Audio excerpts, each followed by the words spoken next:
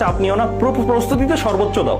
আমি তো বললাম প্রস্তুতি 14 ঘন্টা 16 ঘন্টা করে প্রস্তুতি নাও, এটাতে মাপ দিবা না। কিন্তু তুমি ওই যে ওইটা যে হইলে হবে না হইলে নাই এরকম একটা কুল ভাইবে থাকো, যে কুল থাকো আর কি নিজে একটু, যে ঠিক আছে দিলাম আর কি পরীক্ষা, হবে যেটা হওয়ার হবে। সো এটাই। আর